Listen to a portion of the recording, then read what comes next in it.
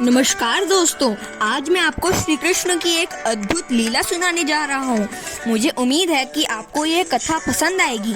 ब्रज भूमि में बहुत समय पहले श्री कृष्ण के परम भक्त रहते थे, कुम्भनदास जी। उनका एक पुत्र था, रघुनंदन। वे हर समय प्रभु भक्ति में लीन रहते और पूरे नियम से श्री कृष्ण की सेवा करते। एक दिन वृंदावन से उनके लिए भागवत कथा करने का न्योता आया। उन्होंने अपने पुत्र को समझा दिया कि भोग मैंने बना दिया है, तुम ठाकुर जी को समय पर भोग लगा देना। और वे चले गए। रघुनंदन ने भोजन की थाली ठाकुर जी के सामने रखी और सरल मन से आग्रह किया कि ठाकुर जी आओ, भोग लगाओ। उसने बार बार आग्रह किया, लेकिन भोजन तो वैसे ही रखा था। अब उदास हो गया और रोते हुए पुकारा कि ठाकुर जी आओ, भोग लगाओ। ठाकुर जी ने बालक का रूप धारण किया और भोजन करने बैठ गए। रात को कुम्भनदास जी ने लौटकर पूछा कि भोग लगाया था बेटा?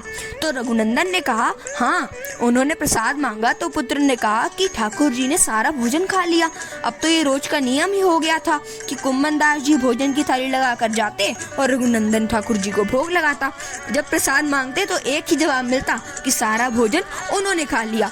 कुम्भनदास जी को अब लगने लगा कि उनका पुत्र झूठ बोलने लग गया है।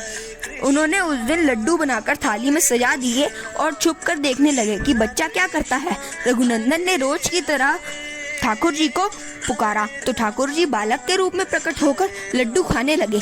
यह देखकर कुम्भनदास जी दौड़ते हुए आए और प्रभु के चरणों में गिरकर विनती करने लगे।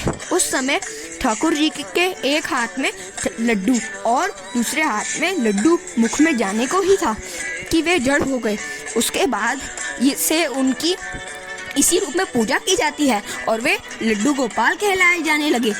अगर आपको हमारी वीडियो पसंद आए तो लाइक, सब्सक्राइब और शेयर ज़रूर कीजिए और हमारी लेटेस्ट वीडियो जानने के लिए बेल आइकन को ज़रूर प्रेस कीजिए।